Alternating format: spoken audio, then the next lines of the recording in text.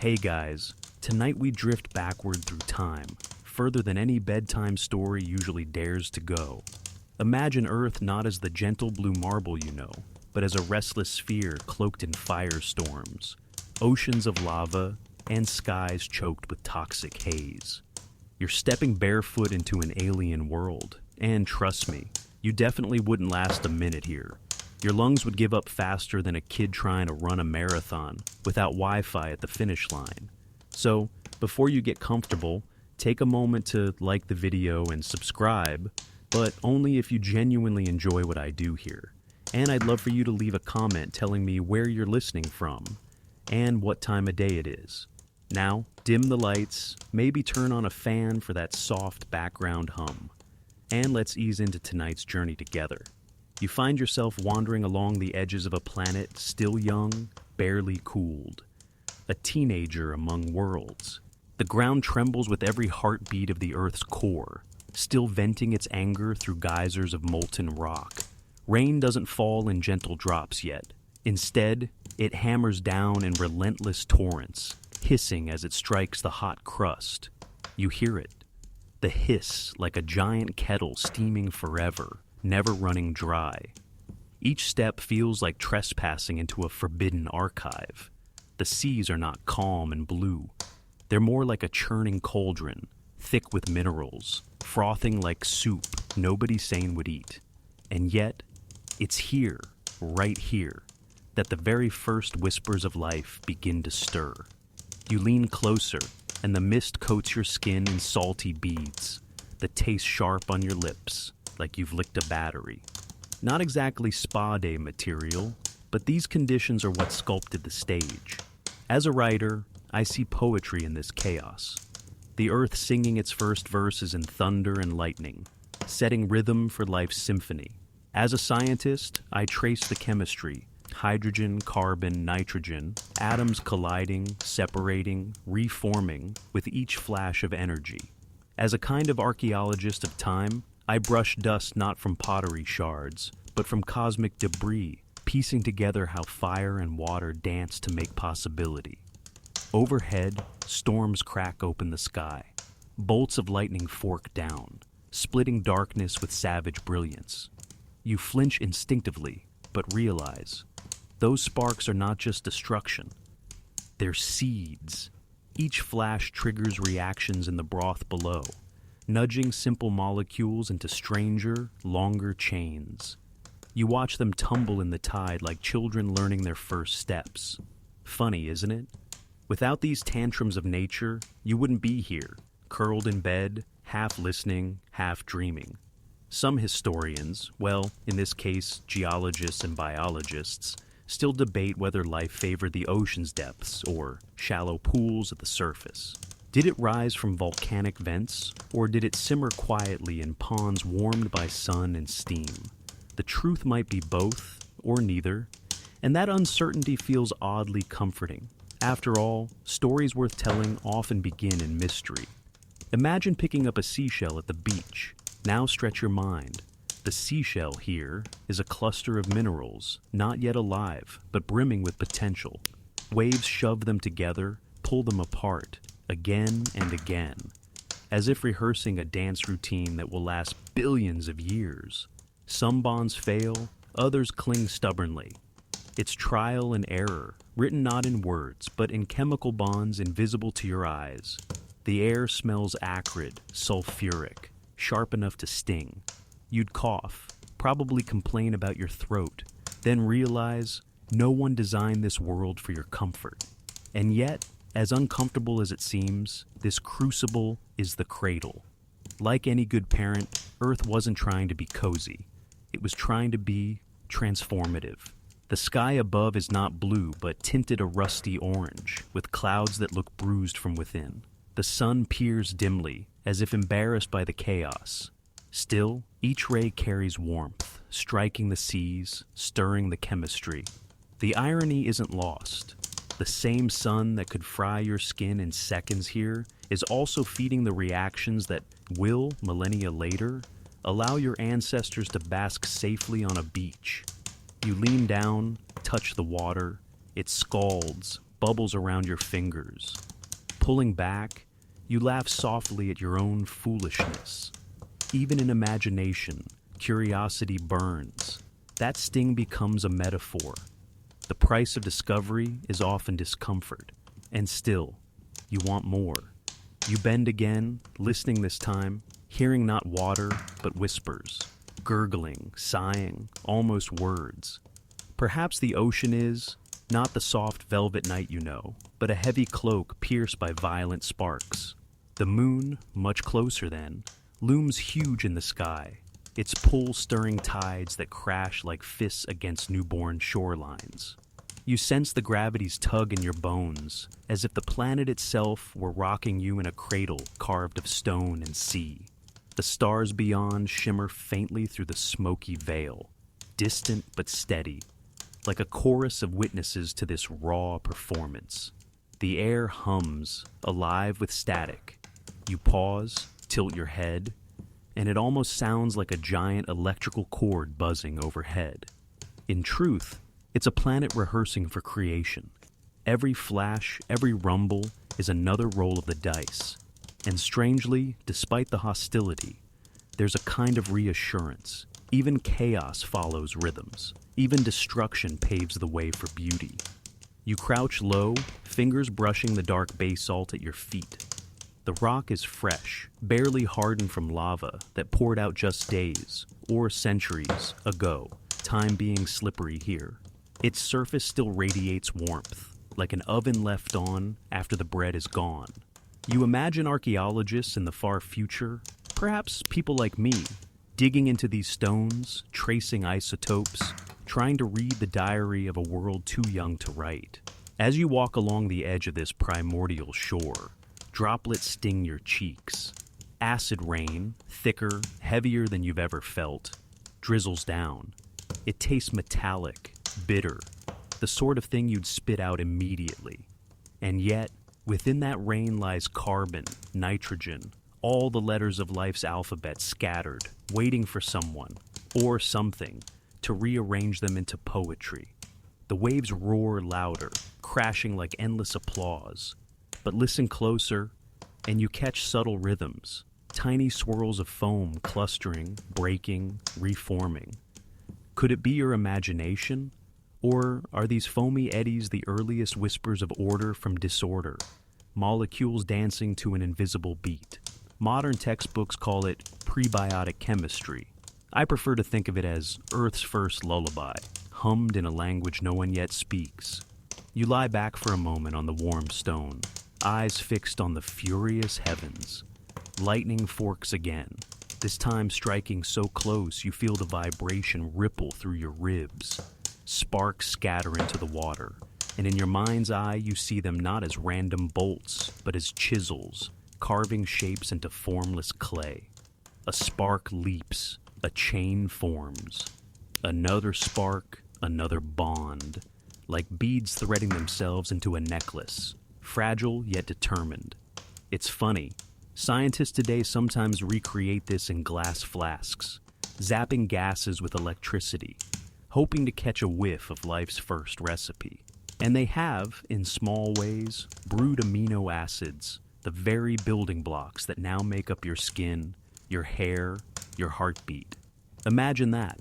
A storm 4 billion years ago is, in a sense, still echoing in you. The storm eases, for just a breath, and silence spreads wide. It's uncanny, like the pause after laughter fades in a crowded theater. You inhale, the air still sharp, but for a fleeting second, you sense possibility filling the emptiness. Out there, beyond the reach of your sight, tiny clusters of molecules cling together stubbornly, refusing to break apart. They are nameless, unnoticed, yet they are the ancestors of everything: trees, whales, empires, and yes, you. Some scholars argue that this origin wasn't a singular miracle, but a gradual inevitability. With enough time, enough sparks, enough soup stirred by tides and heated by vents, life wasn't just possible, it was unavoidable. Others still insist on mystery, on the idea that chance played the lead role. the truth still debated. And maybe that's for the best. Mystery gives you room to dream. Your eyelids grow heavy as the ocean keeps murmuring. The sound is relentless, but strangely soothing, like a white noise machine you never ask for. You picture future creatures, jellyfish, trilobites, maybe even dinosaurs, waiting invisibly in the folds of time. None of them exist yet, but the seeds have been planted tonight, hidden in the dark water beside you. And as you drift on that thought, another bolt tears the sky open, illuminating the restless sea. For a split second, you swear you see faces in the waves, fluid, fleeting, gone before you can be sure. Maybe they're tricks of the lightning, or maybe, just maybe, they're echoes of what's coming. The storm doesn't quit, it only changes its rhythm. Imagine millions of years passing in the span of a blink, the skies wringing themselves dry in an endless cycle. Raindrops, fat and acidic, drum against the scorched crust, sizzling like oil on a hot pan. You walk across this landscape as if through a fever dream, the world around you dissolving and reforming with every downpour. The ground softens, craters fill, and what begins as scattered puddles grows into sprawling lakes, then merges into vast basins until, almost shyly, the first oceans declare themselves. Stand there for a moment on a jagged outcrop and look down. You don't see the familiar turquoise waters of holiday postcards. No, this sea is black-green, thick with minerals, its surface whipped by winds that never rest. Yet, as violent as it looks, there's comfort in the sheer persistence. Drop after drop, century after century, the rains carve out something enduring. You touch your lips to the spray, bitter, metallic, not fit for thirst. But to the earth, this brine is nectar. Each ion and molecule, a verse in the long epic to come. From a writer's eye, it feels almost biblical. Deluge upon deluge, a planet baptized in storms. As a scientist, I see the slow chemistry of erosion, minerals stripped from newborn rock, washed into basins, stirred into the soup of potential. As a kind of archaeologist of atmospheres, I sift through layers of vapor, imagining how the early air thickened with carbon dioxide and methane, gases that would choke you instantly, but proved a perfect blanket to trap heat. Some scholars still argue over the timeline. Did oceans form swiftly in a geologic instant, or did they creep across the surface over eons? Perhaps both. Sudden floods filling craters while slow seepage did the rest. The consensus? Still unsettled. But that uncertainty is part of the beauty.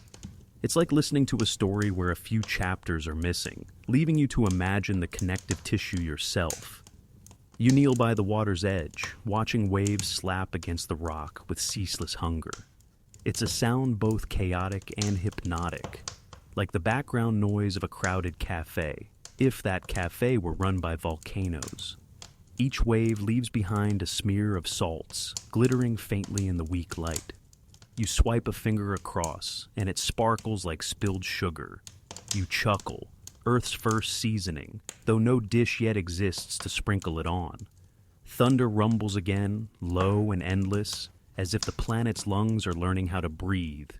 You imagine, half playfully, that Earth is exhaling into its own bathtub, filling it drop by drop, determined to make something more than barren stone. The rainfall grows so heavy that rivers gouge their way through ridges, carving canyons that bleed into the sea. Erosion is relentless, a sculptor with patience beyond comprehension. Your ears ring with the constant hiss and roar. You close your eyes, and for a moment, it feels like you're lying in bed with rain against your window, but multiplied by infinity. The kind of storm that would cancel school forever. Funny, isn't it? A nightmare of weather to you was paradise for chemistry. Then comes a quieter moment, not silence, but softer rhythm. The rains ease into steady showers, and fog hugs the surface of the seas. You wade a little deeper, the water lapping at your ankles. It's warmer than you expect, almost comforting, like stepping into a geothermal pool. Steam curls around you, and in its veil, you glimpse possibility. Chains of molecules drifting, colliding, reluctant yet persistent in their mingling. Somewhere beneath these restless waters, clay minerals trap organics in tiny pores, like nature's own test tubes. Scientists today whisper about such places as laboratories of creation, where raindrop after raindrop contributed to an invisible workshop. Whether the truth lies there, or in deeper vents yet to come, remains contested. But the idea itself shimmers. Life might owe its first steps not to grandeur, but to mud. You look up. The moon still looms, but now its reflection shivers on vast waters that did not exist just an epoch ago. The tides stretch farther, pulling and pushing, as if stirring the pot deliberately. You can almost laugh at the thought. Earth has set the table. The moon is the chef's assistant, and the stormy sky is the impatient waiter. And here you stand, dripping in the mist of a world making itself ready. You can almost sense a hum in your chest, as if the planet is whispering, not yet, but soon. You kneel beside the restless sea, the rain still falling, but softer now, more like a steady percussion than a furious assault. The puddles, the rivers, the chasms gouged by storms, they all bleed into one another, until before you stretches not just water, but a canvas, and the artist is chaos itself. You breathe the air, heavy with methane, ammonia, carbon dioxide, sulfur dioxide, like inhaling the fumes of an abandoned chemistry lab after someone left the burners on. You cough, laugh at yourself, and realize this stink, this haze, is exactly what the recipe calls for. Dip your hand into the brine. It's thick, almost oily, carrying dissolved salts, metals, fragments of rock worn down from volcanic spires. The waves slosh the mixture like a child stirring soup with both hands, spilling more than they keep.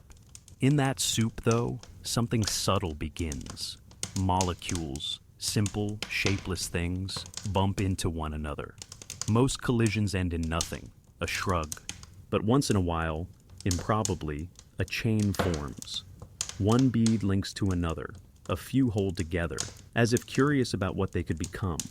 As a writer, I see comedy here, earth fumbling, like a cook throwing everything into the pot and hoping for the best. As a scientist, I recognize the organic molecules, amino acids, nucleotides, the skeleton keys of future life. And as a time archaeologist, I sift through these waters with reverence, each bond a relic, as precious as any golden crown. The storms overhead provide the beat, lightning sizzling across the sky, ultraviolet rays slicing down from a sun unshielded by ozone. Each burst is a spark, a little gift of energy that says, try again.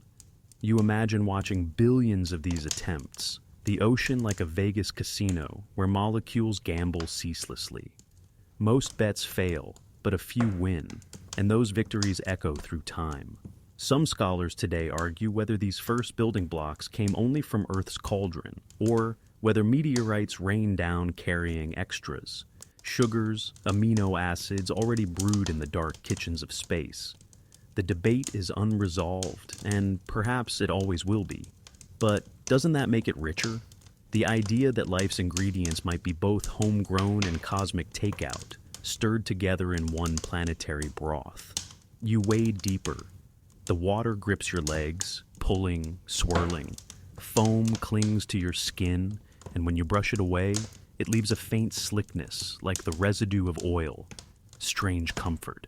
In that slickness may be the first whispers of biochemistry, molecules learning how to persist. It's not alive yet, not truly, but it is more than lifeless.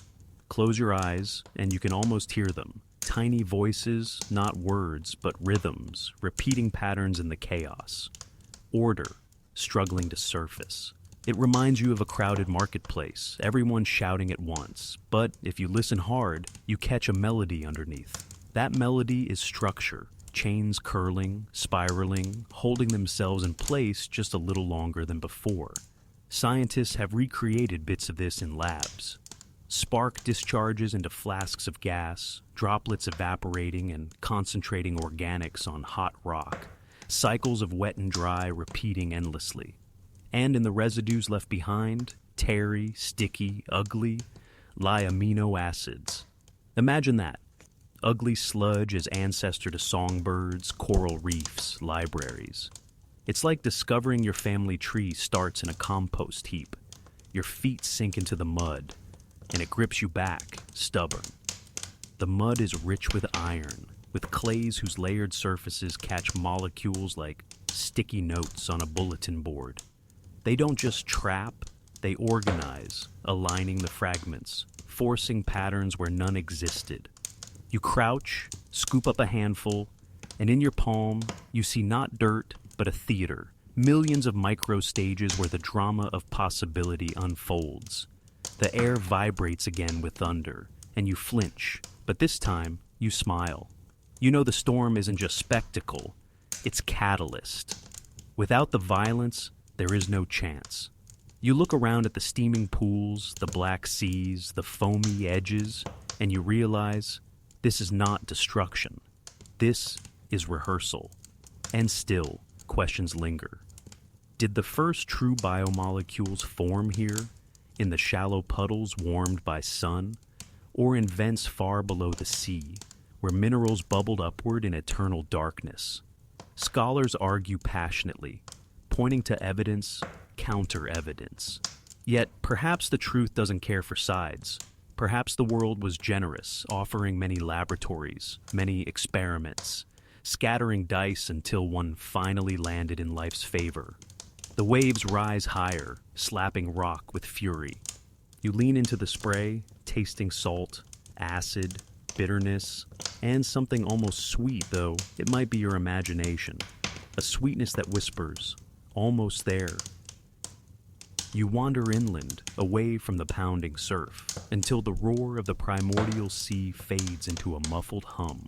Here the ground splits into shallow basins, craters still steaming from their volcanic birth. Pools of water shimmer in the heat, their surfaces broken by bubbles rising from vents below. The air smells of sulfur, sharp and egg-like, enough to wrinkle your nose. You crouch, cup your hand, and let the warm liquid slide through your fingers. It's not refreshing. It's broth, dense and mineral-rich. A simmering soup in nature's own clay pots. Steam coils upward, drifting like ghostly ribbons. You notice the pools are not identical.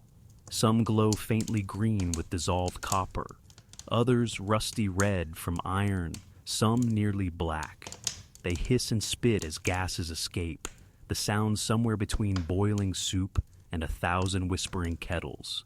And yet, despite the inhospitable stench, there's comfort here, almost intimacy. The sea was wild and sprawling, but these pools feel close, personal, like tiny laboratories tucked away in the folds of earth.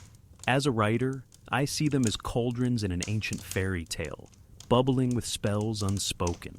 As a scientist, I recognize a cycle at play. Heat dries the pools, concentrating the organics. Then fresh rain refills them, stirring everything anew. Wet and dry, over and over, a rhythm as patient as breathing. As an archaeologist of time, I kneel beside these natural crucibles as if brushing dust from artifacts, aware that each drying crust may hold fragile chains of molecules, stepping closer to persistence. Some historians of science like to call this the warm little pond scenario, after a famous phrase whispered long ago. But the debate is lively.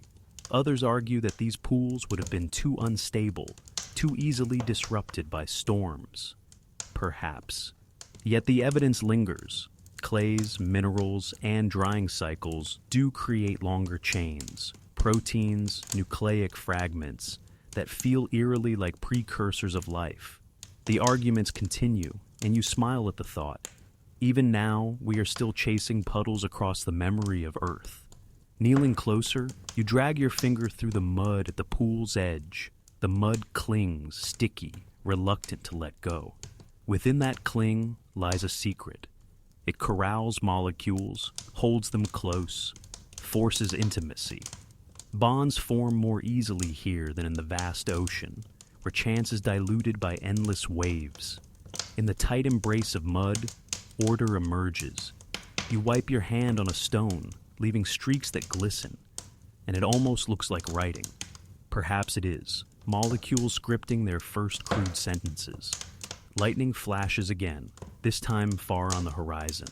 Its energy doesn't strike here directly, but you imagine the spark traveling through atmosphere, tickling these pools with invisible fingers, stirring molecules that were already restless. The bubbles respond as if on cue, rising faster, bursting with tiny pops that sound almost like laughter. You lean closer, squinting at the rippling surface, and for a fleeting instant you imagine faces. Nothing real, only the tricks of steam and heat. But still, the impression clings. Perhaps your mind is just desperate to see familiarity in chaos. Or perhaps Earth is indeed sketching its first drafts of life, doodling in vapor and foam. The pools shrink under the sun's glare, the water level dropping until cracks appear in the drying mud. Within those cracks, molecules are pressed together, forced into chains they might never have formed in free-flowing seas. The next storm will refill the basins, dissolving the chains, letting them float again. But something subtle remains. Memory, persistence. The cycle repeats. Dry, concentrate, link, rehydrate, test. Over and over, as patient as the ticking of a cosmic clock. From a storyteller's eye, it feels like rehearsal.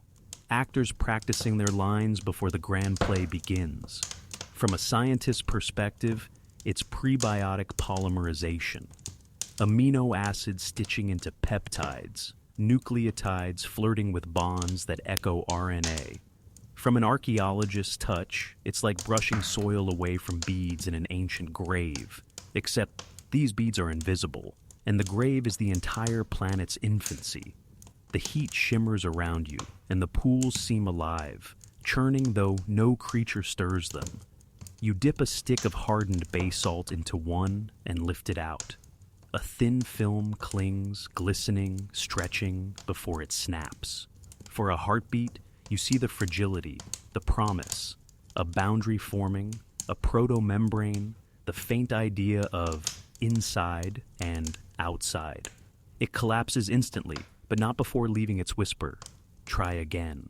Some scholars wonder if these little ponds were the true cradle of life. Others scoff, saying the oceans or hydrothermal vents had more stability. The arguments tumble like stones in a riverbed, never quite smooth, never quite settled. And maybe that's fitting. Perhaps life itself refuses to be pinned to a single birthplace, preferring a chorus of origins, every drop and puddle a collaborator. You sit back, steam curling around you, and notice how the air wavers. For a moment it feels like a mirage, the kind you might see on asphalt in summer. You almost expect to hear cicadas buzzing, or the faint ring of an ice cream truck. But no, here it's the crackle of volcanic fires and the hiss of boiling water. The Earth was never a gentle host. It was more like a stern teacher, forcing lessons through trial and error. And yet, the results are undeniable. In these hostile classrooms, the first fragile alphabets of life are forming. Night creeps again, shadows stretching long over the basins. The pools glow faintly under starlight, their surfaces trembling with every breath of wind. You lie down beside one, cheek against the warm stone, listening. At first you hear nothing but bubbling and drip, drip, drip of condensation.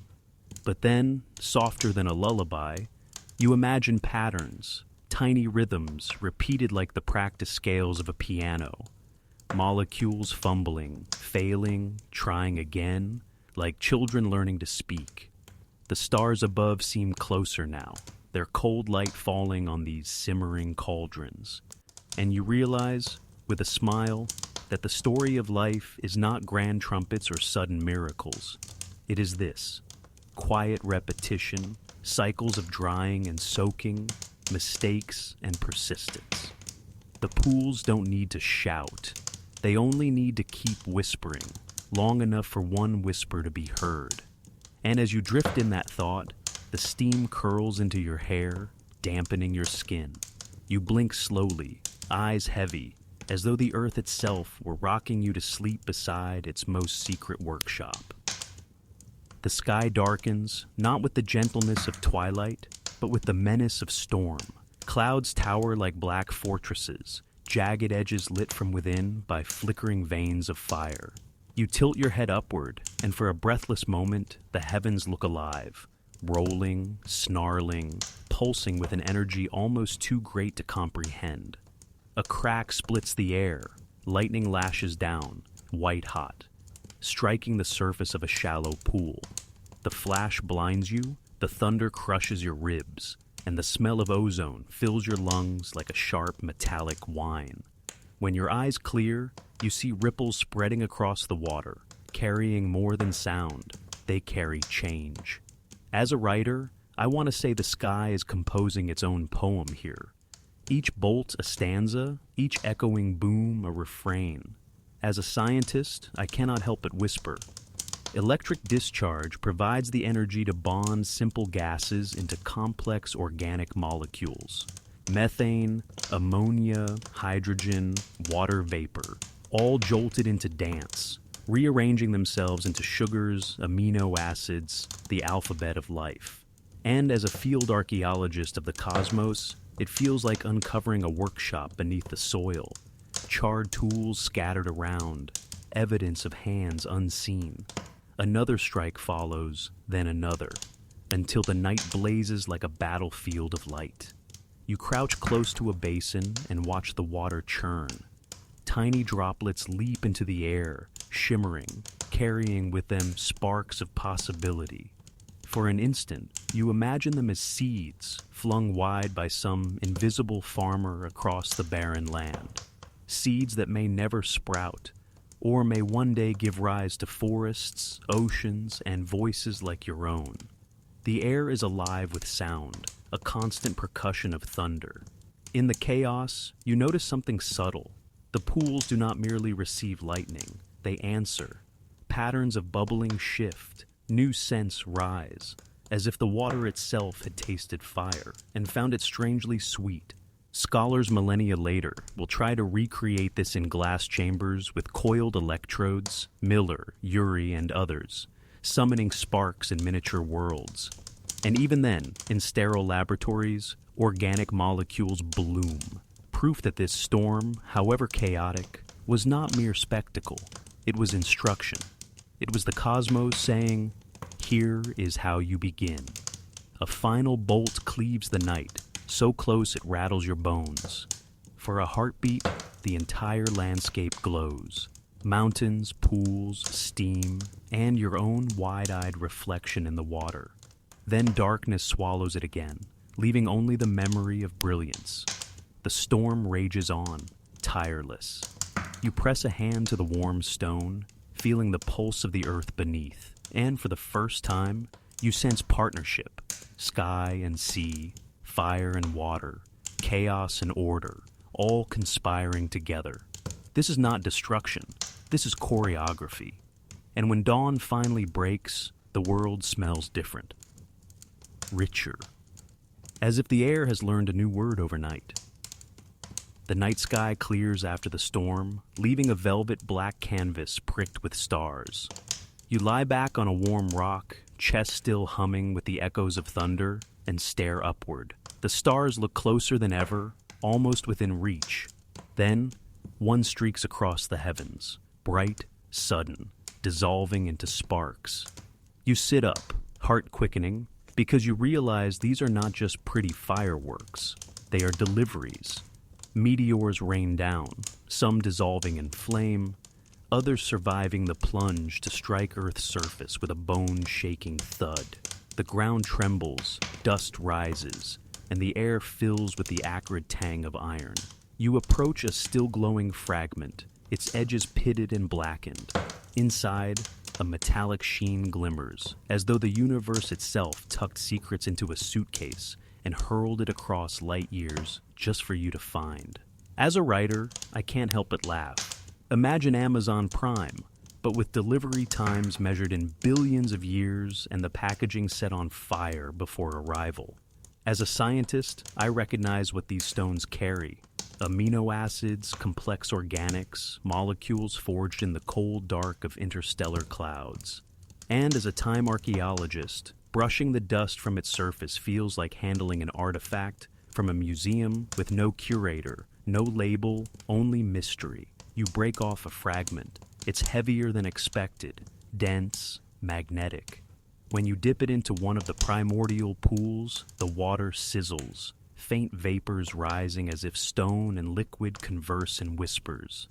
You imagine the meteor's cargo dissolving, adding flavors to the soup. Earth is already simmering.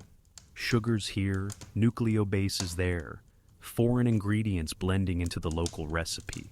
Scholars today still argue, was life sparked on Earth or seeded from above by comets and asteroids? Some lean toward panspermia, the theory that building blocks traveled across the galaxy, sprinkling seeds wherever they landed. Others scoff, noting that this just shifts the problem elsewhere. If not here, then where?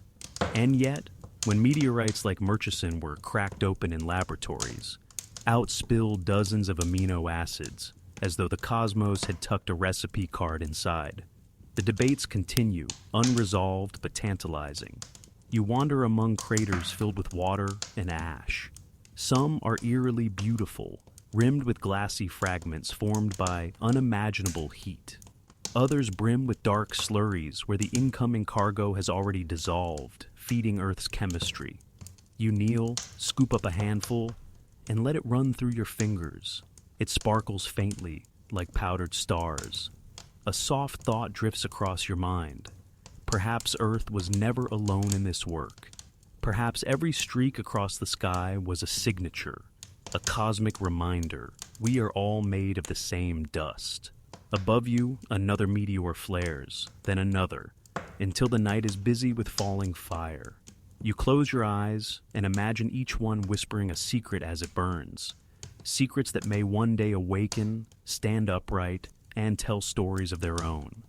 When you open your eyes, the sky is still streaked with light, and the ground hums faintly beneath your feet. You smile at the absurdity. You've just been gifted interstellar mail, signed in fire, and already, the soup of life is richer, stranger, more promising.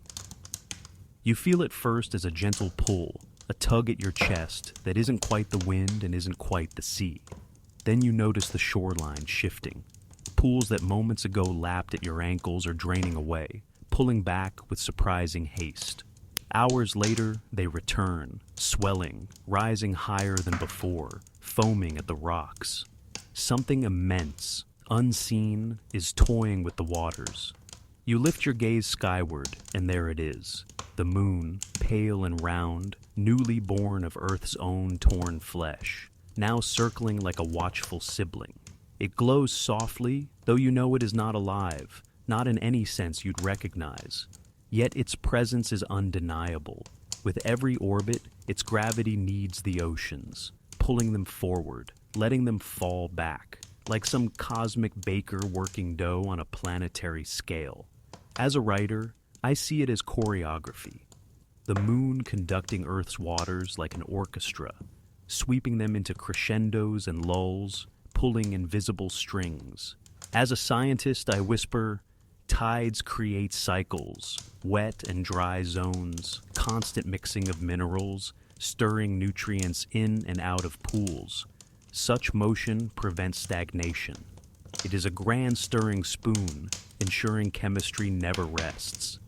And as an archaeologist of time, I watch shorelines transform, imagining these wetting and drying beaches as exhibit halls where molecules test themselves, each tide a new performance. The rhythm becomes hypnotic.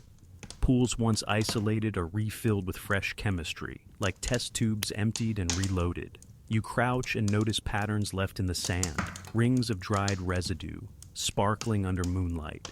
Each ring, a diary entry.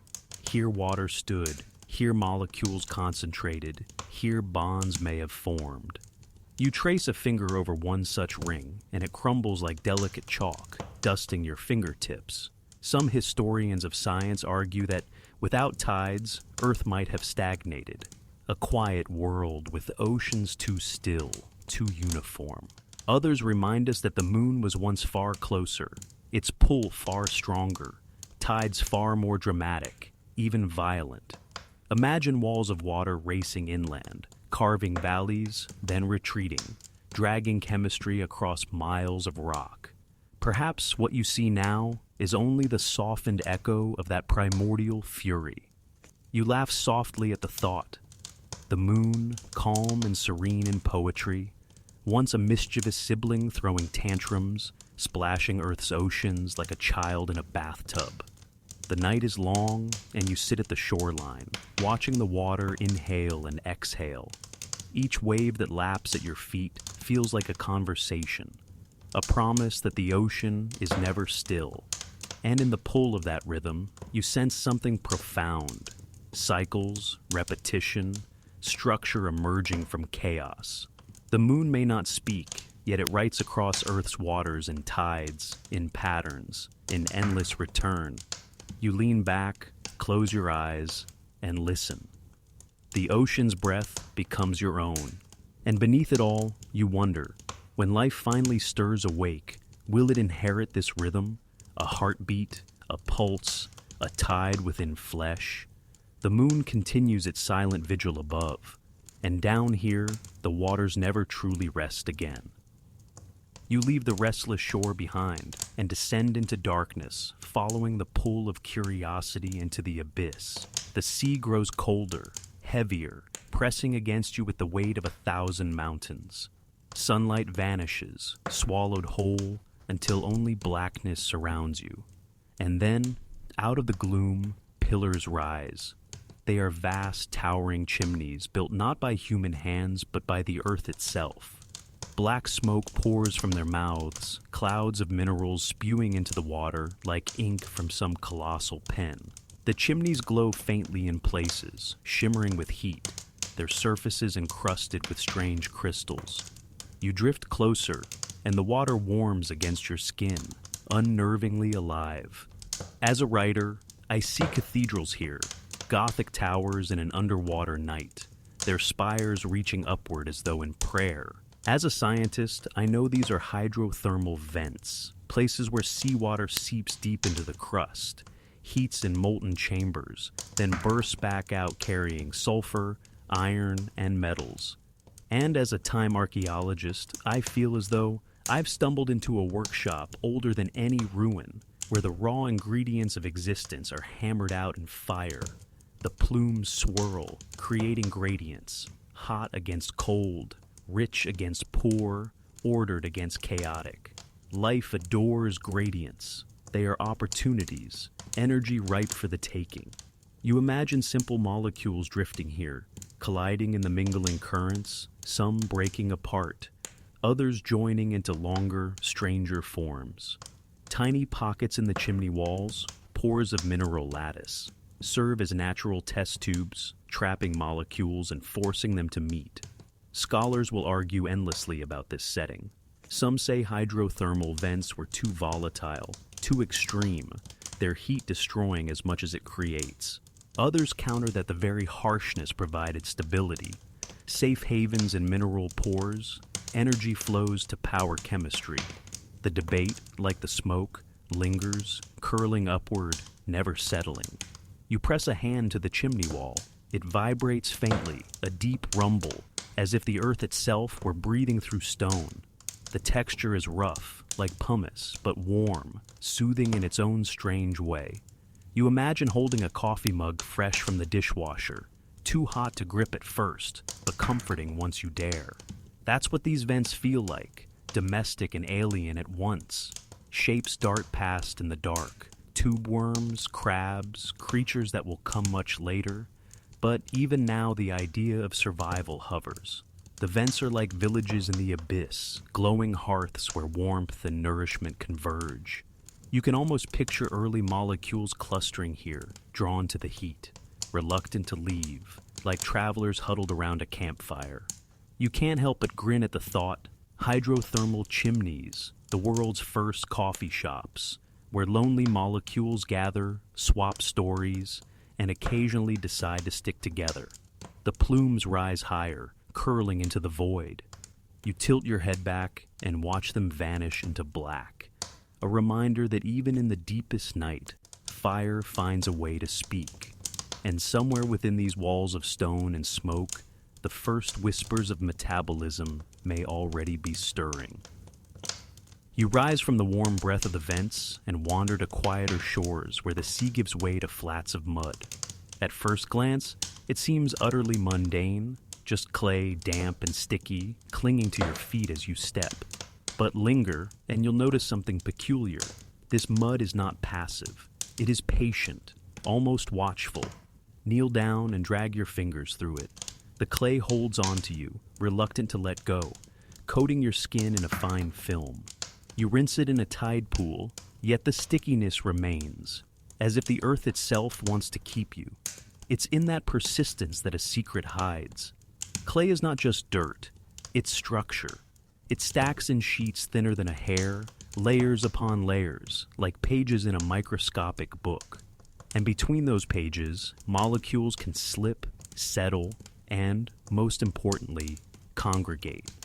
As a writer, I think of clay as a diary, blank at first, waiting for ink to spill across its pages. As a scientist, I murmur that these mineral surfaces can trap organics, align them, even coax them into chains.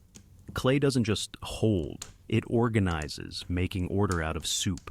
And as a time archaeologist, I brush the mud away from a stone fragment and imagine it not as soil, but as an archive, preserving the very first drafts of life. You pause, noticing how sunlight bakes the clay into thin crusts, only for tides to wash over, softening it again. Drying, wetting, drying again. Each cycle pressing molecules closer, sometimes snapping them apart, sometimes binding them tighter. It's chemistry conducted with the patience of seasons. Some historians of science still argue, were these humble mudflats too exposed, too fragile for life's start? Couldn't lightning or waves wipe the slate clean each time? Yet experiments in recent years suggest otherwise, showing strands of RNA coaxed into being by clay's gentle embrace. The debates continue, lingering like footprints in wet ground. You chuckle softly at the irony. In the end, life may have begun not in grand oceans or fiery towers, but in mud, something children today happily fling at each other in play. Imagine telling them, "Careful, you're holding the memory of the beginning." As you trace small circles in the clay, the marks dry, crack, and crumble. They leave behind textures that look eerily like symbols, faint inscriptions written by the elements themselves. The thought lingers. Perhaps clay didn't just nurture chemistry, perhaps it also taught Earth how to keep a record. The sun tilts lower, and the mud glows golden, a quiet field of potential. Ordinary, unassuming, yet quietly monumental. You stand, wipe your hands, and glance back. The prints you leave in the clay glisten, then blur as water returns to claim them.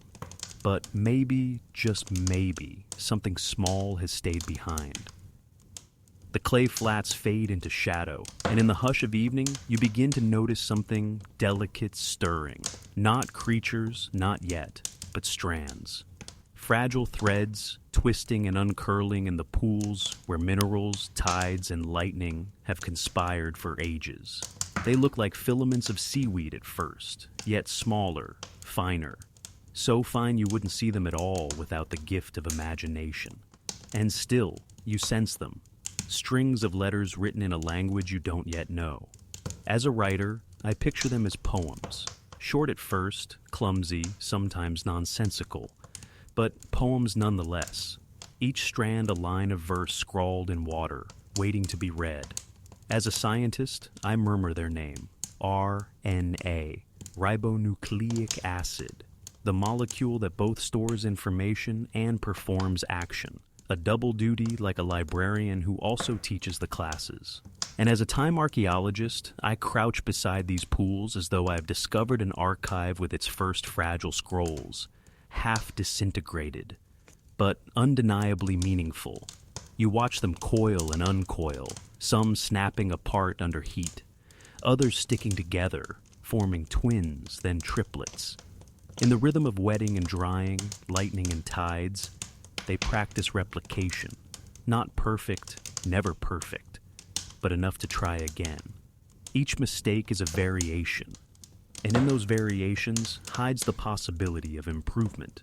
The air feels charged with potential, almost like an exam hall where students scribble answers they only half understand. You can almost hear the scribbling, scratch, scratch. Except here it is, the soft clicking of atoms rearranging themselves into patterns. Historians of science still debate whether RNA truly came first. Some suggest proteins or other molecules held the stage earlier. Others claim RNA was too fragile, too easily broken. Yet, experiments show it can both encode and catalyze, acting as both recipe and chef. The debate flickers on, but one thing remains clear. RNA, once formed, is restless. It wants to copy, to persist, to play the game of endurance. You smile at the absurdity. The world's first replicators weren't mighty beasts or clever humans. They were strands, thinner than a whisper, squiggling about like strings of spaghetti that refused to stay in the bowl. In the quiet, you imagine one strand repeating itself, then another, each imperfectly echoing the last. It is not life, not yet, but it is rhythm. A murmur of continuity where before there was only silence. You dip your fingers into the pool, and though you cannot touch the strands themselves, the water feels warmer, more insistent, as if the pool has begun to hum with the faintest trace of memory. And so, beneath the moon's gaze and the earth's ceaseless stirring, the dance begins. Fragile, awkward, and yet inevitable. The pools ripple softly under a pale sky, and something new begins to stir. Not in strands this time, but in shapes. Tiny bubbles swell at the surface, shimmering like soap films caught in sunlight. You lean closer, watching them wobble, expand, and sometimes collapse with a faint pop. It looks playful, harmless, almost childlike. Yet in these delicate spheres hides the architecture of everything to come. As a writer, I see them as balloons at a birthday party, drifting aimlessly, bumping into one another, each holding some invisible wish inside. As a scientist, I recognize them as protocells, lipid bubbles formed from fatty molecules that assemble spontaneously, tails inward, heads outward, shielding their contents from the harsh world outside. And as a time archaeologist, I feel as though I've stumbled across a workshop where clay pots are being molded, not for grain or water, but for the first fragile whispers of life itself. Some of these bubbles catch RNA strands, tucking them away like letters sealed in envelopes. Others trap nothing at all, mere empty shells adrift on the surface.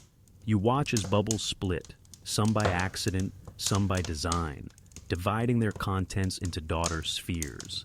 Division, an act that will echo in every cell to come. The tide moves gently, rocking the bubbles back and forth, testing their resilience. Most burst quickly, dissolving into film. Yet a few endure, and in their endurance lies a difference. The survivors keep their contents safe, carrying memory forward one tide at a time. You can't help but chuckle at the thought. Life, in its earliest costume, looks like froth from a poorly poured cappuccino. Who would have guessed that froth would one day invent literature, cathedrals, or smartphones? Scholars remain divided. Some argue protocells formed naturally and easily. Others suggest they needed the guiding hand of minerals or extreme environments.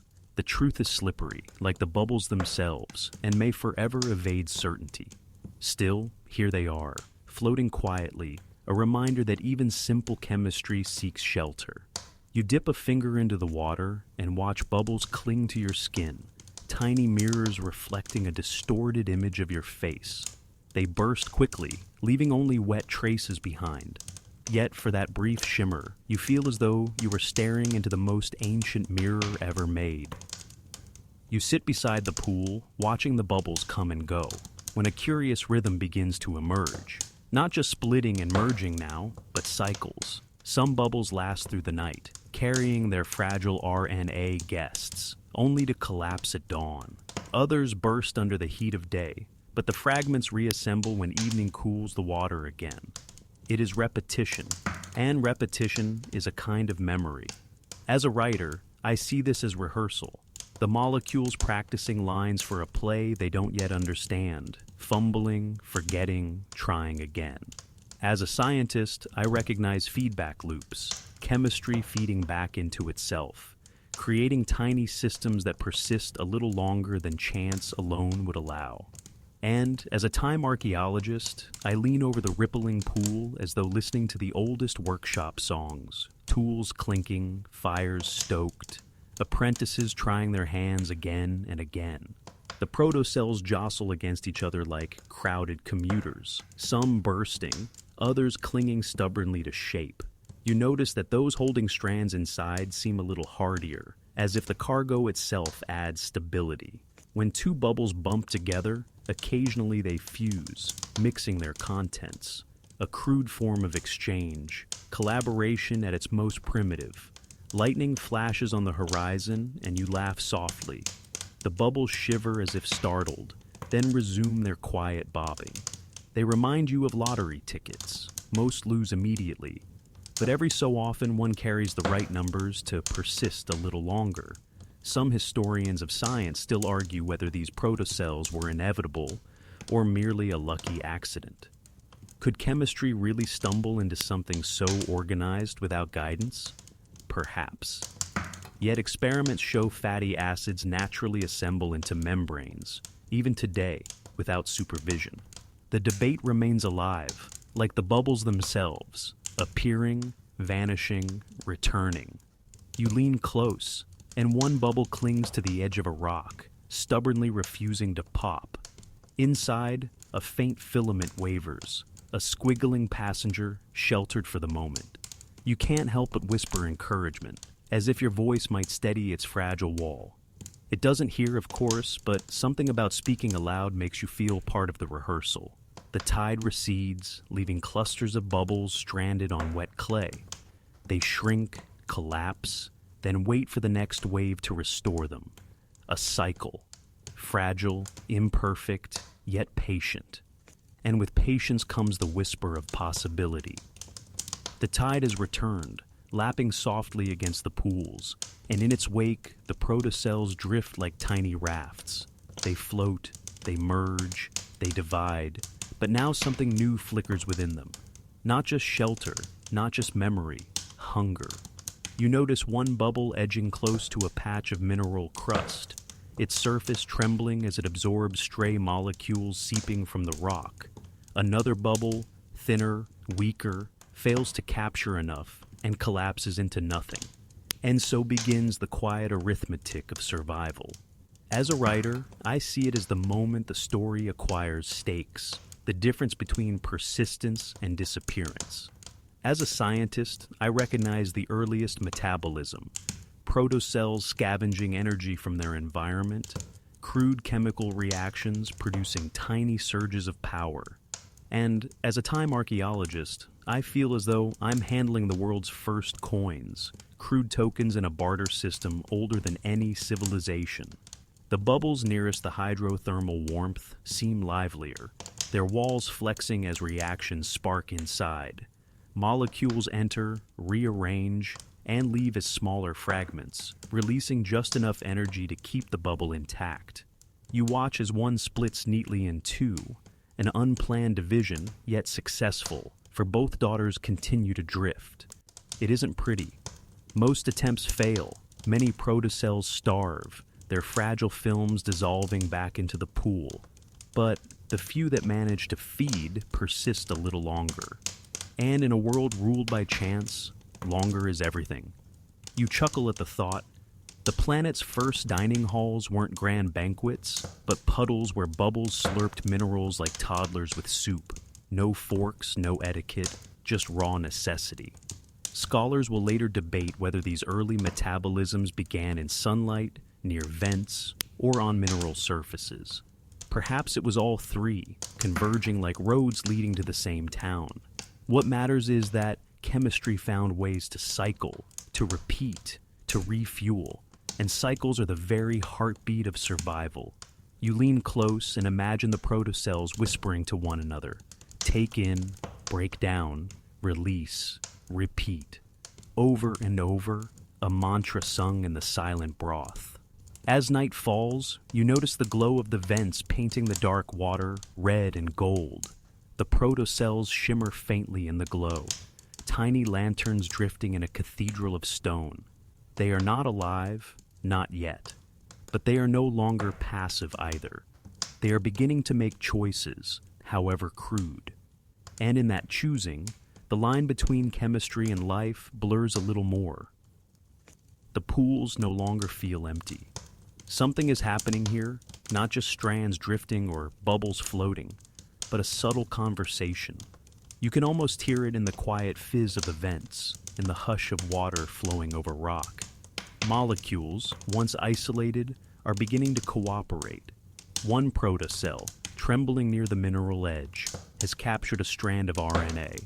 Inside its watery heart, the strand folds and refolds, guiding reactions like an unseen hand. Another protocell, lacking RNA, drifts without purpose, soon dissolving back into the broth.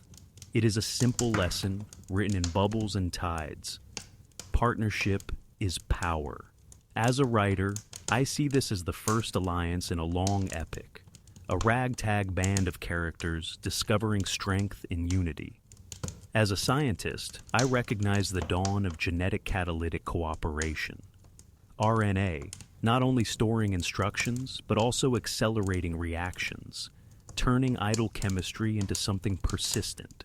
And as a time archaeologist, I feel I'm holding shards of the first treaty ever made, though written not in words, but in bonds of carbon, hydrogen, nitrogen, and oxygen. You watch and wonder as a protocell with RNA divides, and both daughters inherit not just structure, but memory. It is not inheritance in the full biological sense, but it is closer than anything before.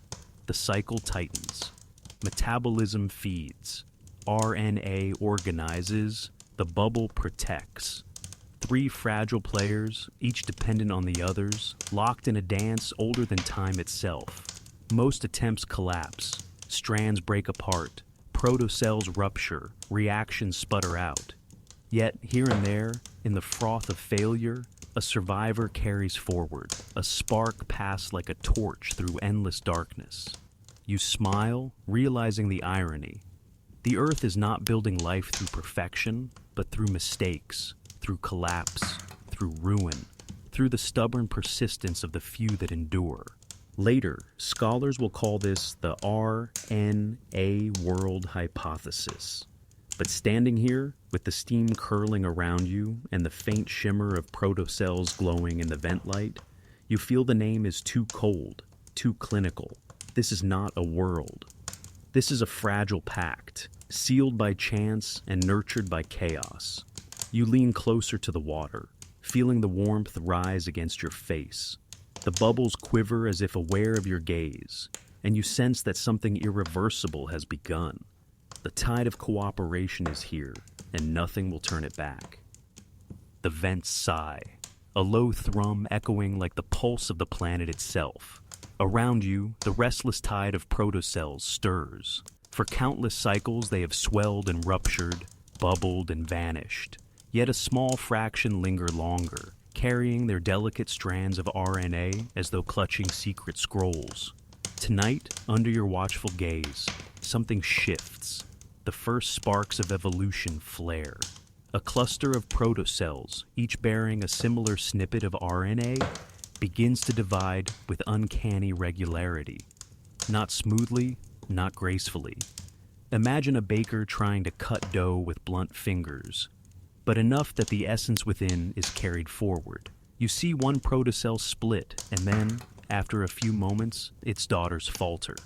One bursts open, spilling its contents like an overturned potion, while the other manages to drift away intact.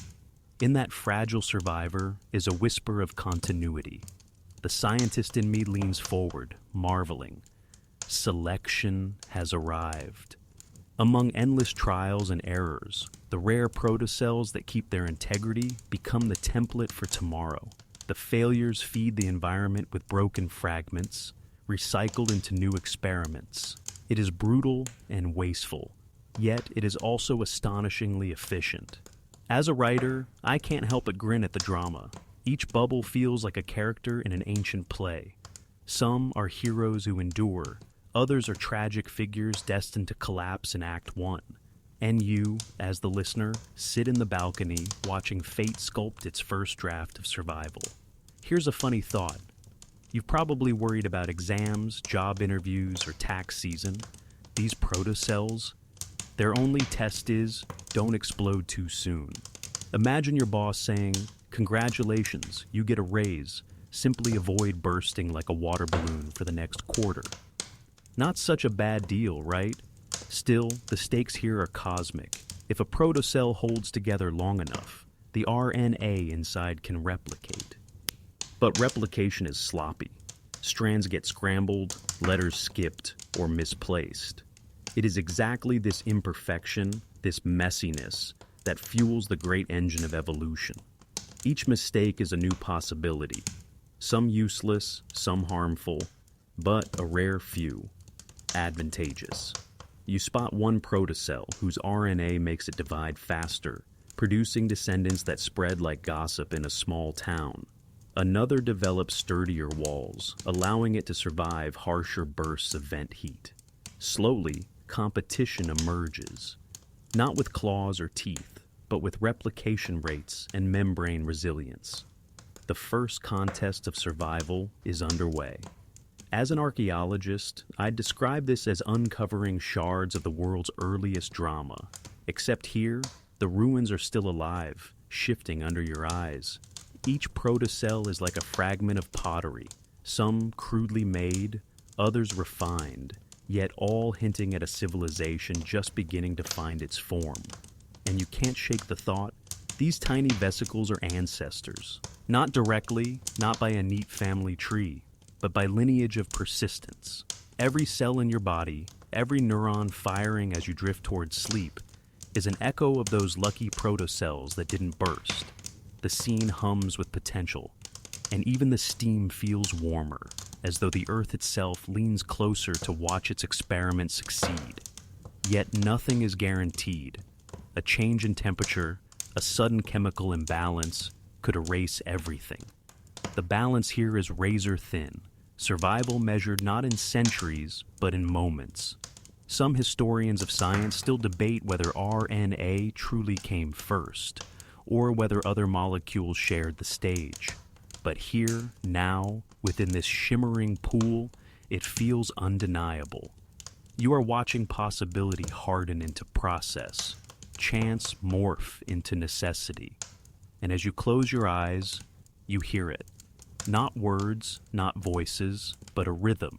Divide, survive, repeat. The lullaby of the very first evolution. The rhythm continues. Divide, survive, repeat. Yet now, another pattern emerges beneath the surface. It's quieter than division, subtler than replication, but you feel it thrumming like a background melody. Metabolism, stitching threads of energy into form. You watch as a protocell, its membrane trembling with heat, captures tiny ions from the surrounding vent water. Instead of drifting uselessly, those ions are shuttled along pathways, sparking reactions that build new molecules. It's like watching someone discover that spoons aren't just for soup. You can actually use them to mix, to scoop, to measure. The protocell has stumbled into function. As a scientist, I can't help whispering that this is the dawn of coupling. Replication isn't enough, it needs fuel. Without a reliable trickle of energy, RNA remains a forgotten script. But when metabolism joins the dance, each strand of RNA is no longer a fragile scribble. It becomes a set of instructions enacted over and over. From the archaeologist's lens, it feels like uncovering the foundations of the first village. Before there were temples or walls, there were fire pits, food storage, crude organization. The protocells are laying down the same groundwork, but with chemistry instead of stone. And as a writer, I see the plot thickening. Division was Act 1, survival, Act 2. Now we're moving into Act 3, cooperation. Picture a ragtag crew in a survival movie. One character knows how to fish, another can build shelter, another remembers songs to keep spirits high. Alone, each would fail. Together, they improvise something that looks suspiciously like civilization. Of course, not every attempt works. Some protocells hoard molecules they can't use and collapse under their own clutter. Others burn through resources too fast, like someone spending their paycheck the day it arrives. But the few that balance intake and output, they drift forward, dividing with a steady confidence. You lean in closer, and the steam curls around your face like breath. Inside one protocell, a loop forms. Energy drives reactions, reactions make building blocks. Building blocks repair the protocell, and the repaired protocell captures more energy. A feedback cycle. Simple, yet profound. You realize this is not just chemistry anymore, it's process with memory. Historians and scientists alike still argue about which came first, metabolism or replication. Some insist RNA alone could do the job. Others that energy cycles were the true pioneers. But here, in the dim glow of vent light, you feel those debates melt away. You're watching the marriage of the two, sealed not by words, but by necessity. It makes you chuckle softly. Imagine the first wedding announcement. Metabolism and replication tied together at the hydrothermal vent, witnessed by bubbles and minerals. Reception to follow in the primordial soup. No champagne, but plenty of fizz. The protocells pulse like lanterns drifting on water, their fragile skins holding more than matter now. They hold possibility. They are not yet life, but they are rehearsing the role so convincingly that you sense the curtain is about to rise. And just as the thought settles, a vibration runs through the vent walls, as though the earth itself is humming approval. The deep time orchestra tunes its strings, readying for the next act. The vent's song grows stranger now. What was once a quiet rhythm of division and survival becomes a murmur of exchange. You notice the protocells drifting not just alone, but brushing against each other, membranes quivering like soap bubbles pressed side by side. In those brief sticky embraces, something unexpected happens. They swap. A strand of RNA slips from one protocell to another, carried like a gossiping note passed under the desk in a classroom. Some exchanges are useless, leaving both cells no better off. Others are disastrous, like sharing a recipe written in broken grammar. The instructions collapse halfway through. But every now and then, an exchange brings a benefit. A protocell gains a new strand that strengthens its metabolism, or speeds its replication, or patches a weakness in its fragile membrane. As a scientist, I feel the thrill of recognition. This is the earliest horizontal gene transfer. Today, bacteria still do it, passing bits of DNA as if swapping baseball cards. Here in the Primordial Sea, it begins with clumsy accidents, but the principle is the same. No protocell is an island. Cooperation and theft, generosity and exploitation, all bubbling together. From the archaeologist's view, it feels like uncovering shards of pottery that don't match the local clay. You know they were traded, carried across distance, exchanged in hands you'll never meet. In these protocells, the same thing happens with molecules, proof that even before life, the urge to share, steal, and remix was already alive. And as a writer, I see comedy in the chaos. Imagine two roommates accidentally swapping laundry. One ends up with a shirt 3 sizes too big, the other with socks that don't match. Yet sometimes one finds a sweater so perfect it becomes their favorite. These protocells are in the same predicament. Most swaps are awkward, but a few are pure gold. You lean closer. A protocell, newly equipped with an extra RNA strand, begins dividing faster than its neighbors. Its descendants ripple outward, forming a small colony of advantage. But soon, another protocell absorbs a different strand and learns a trick of energy capture. The ocean becomes a shifting battlefield of invisible innovations, each swap rewriting the rules. Of course, most scientists will remind you that none of this was inevitable. Perhaps it could have gone differently, or not at all. Many still argue about whether RNA exchange was even possible in such fragile vesicles. Yet, standing here, watching the shimmering trade of molecular secrets, you feel the inevitability in your bones. Evolution is not a straight path. It's a marketplace, noisy, chaotic, brimming with deals struck in haste. The thought makes you grin. Imagine Earth itself as a cosmic flea market, with protocells shouting across the aisles, "Get your catalytic RNA here." Improves replication, only slightly unstable, no refunds. Still, beneath the humor lies awe. Because in these bumbling exchanges, something profound is happening: diversity. For the first time, variation doesn't just arise from random error, but from recombination. And variation is the seed of all futures. The steam rises thicker now, blurring the pools like fogged glass. You sense that what you are witnessing is no longer mere chemistry. This is storytelling through molecules, each protocell adding a line, rewriting the script. And you, standing at the edge, feel the whisper, life is coming closer. The pools feel busier now. Instead of solitary protocells drifting like lost balloons, you see them clustering, little groups huddling against the mineral walls, clinging to each other in shimmering chains. At first, it looks accidental, like wet soap bubbles sticking together. But then you notice a pattern. The groups persist. One protocell ruptures, spilling its innards, but its neighbors absorb the debris, benefiting from the loss. Another divides, and its daughters remain nestled close, sharing the tiny pocket of heat that rises from a vent crack. These gatherings are not planned, not intentional, yet they linger long enough to matter. You are watching the first colonies. As a scientist, I can't help murmuring that this is the origin of cooperation at scale. The advantages are clear.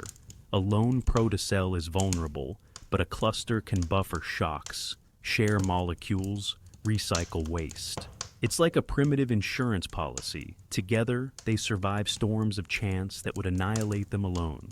From the archaeologist's perspective, it feels like the earliest village, a scattering of huts against the wind, crude and fragile, yet bound by the instinct that closeness brings safety. These protocell colonies are the world's first neighborhoods, even if the neighbors don't know each other's names. And as a writer, I see the comedy. Imagine a block party where everyone shows up by accident, carrying mismatched snacks. One brings salty chips, another stale bread, another just water. Somehow, the randomness adds up to a feast, and everyone decides, well, this works, let's do it again. The clusters shimmer like tiny galaxies, each protocell a star bound by invisible gravity. Within, RNA strands circulate, sometimes swapping between neighbors. What was once rare exchange becomes commonplace, accelerating diversity. A protocell with better metabolism sits next to one with sturdier walls. When their contents mix, descendants inherit a cocktail of strengths. The colony becomes more than the sum of its parts. Still, danger lurks. Parasite protocells sneak into clusters, taking but not giving. Some hoard resources, weakening the group. Others replicate too fast, crowding their neighbors. The balance between cooperation and competition plays out here, long before humans ever drew borders or argued over property lines. Scientists still debate whether true colonies formed this early, or whether we are stretching imagination across fragile evidence. Yet you, standing at the vent's edge, feel the truth in the steam. Once molecules learned to cluster, the logic of survival was never going back. You notice a larger cluster, glowing faintly in the mineral light. The protocells inside pulse together, dividing in a rhythm that looks almost choreographed. For a fleeting moment, you imagine you hear music, soft, irregular, but undeniably harmonic. The Earth is conducting its first choir, voices not of sound but of chemistry. It makes you chuckle. If you squint, the protocell colonies look like little apartments in a bustling city. One bubble is the messy neighbor spilling waste into the hallway. Another is the reliable one, always cooking extra food. Together, they form a community that, despite quirks, thrives. The steam curls around you, warm and insistent. These colonies, fragile yet resilient, are testing the idea of togetherness. And in their shimmering dance, you glimpse the earliest rehearsal of multicellularity, a prelude that will echo across billions of years.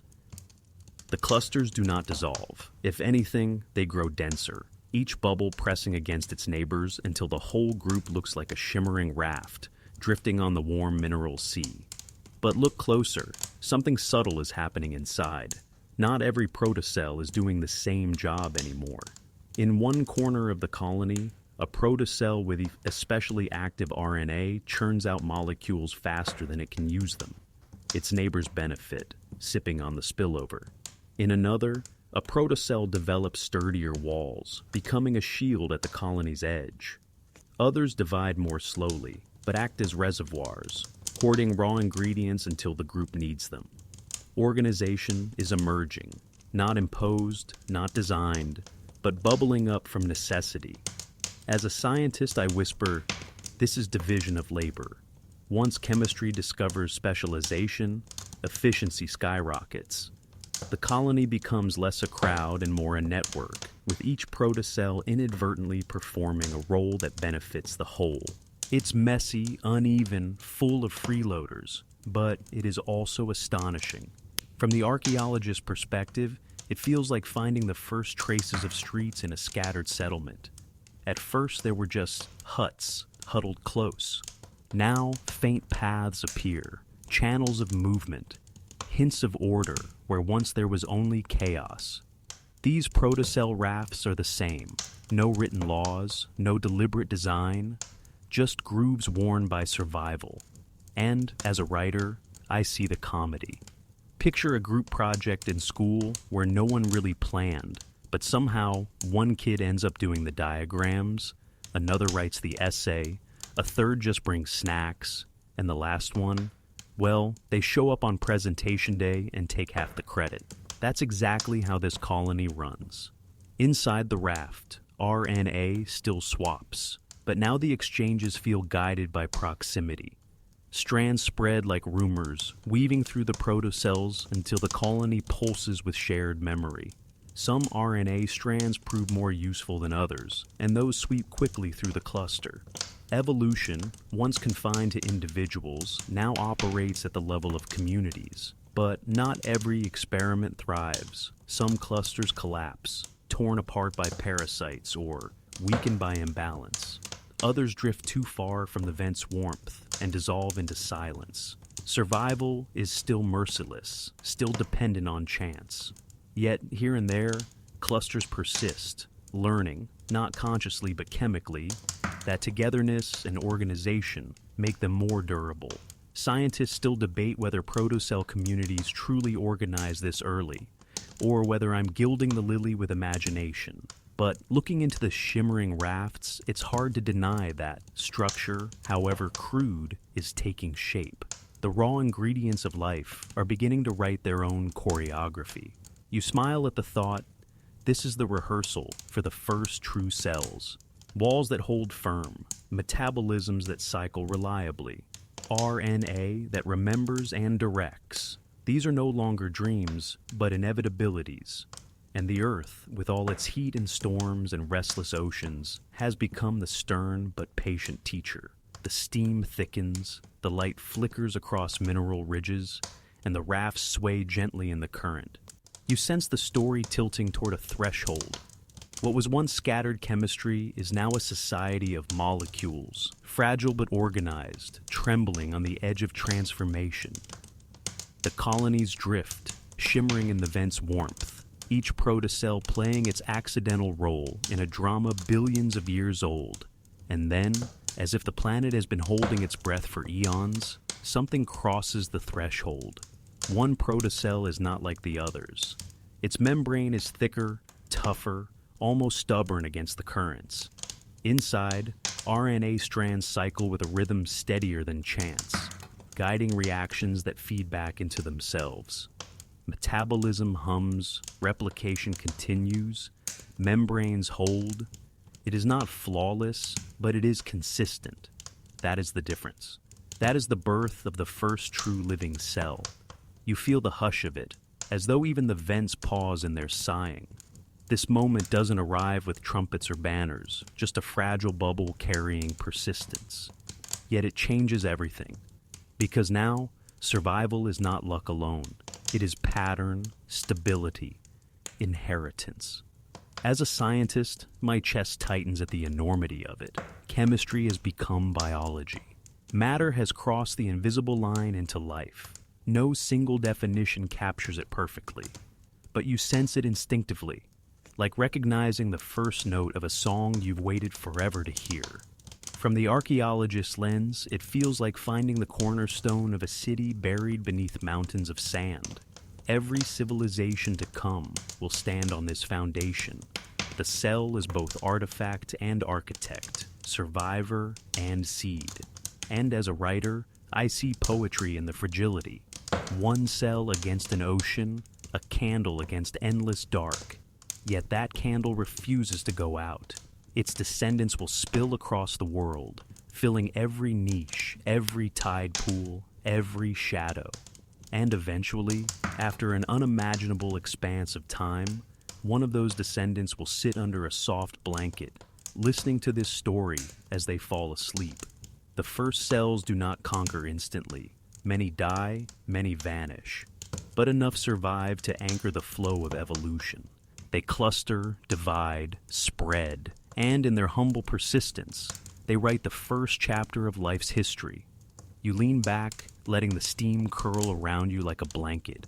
The imagery softens now, less vivid, more dreamlike. The vents glow faintly, their hum fading to a lull. The ocean stretches wide, no longer fierce but gentle, a cradle rocking its fragile children. It is time to let the story dim. Picture the cells drifting in slow motion, lanterns on a midnight sea. Their membranes pulse, their RNA whispers, their metabolisms murmur like quiet heartbeats. The world is no longer chaos alone. It has structure, memory, rhythm. It has life. Your own breath sinks with the ancient tide. The laughter of earlier moments lingers, softened now, blending with calm. You are not watching anymore. You are floating among them, one bubble in the endless sea, carried gently by currents older than stars. The details blur. Currents fade to a hush. Light dissolves into shadow. The images grow slower, softer, until they are no longer images at all, but gentle impressions drifting at the edge of sleep. And so, as the cells carry on their quiet work, so do you. Closing your eyes, joining the rhythm of persistence, of survival, of rest.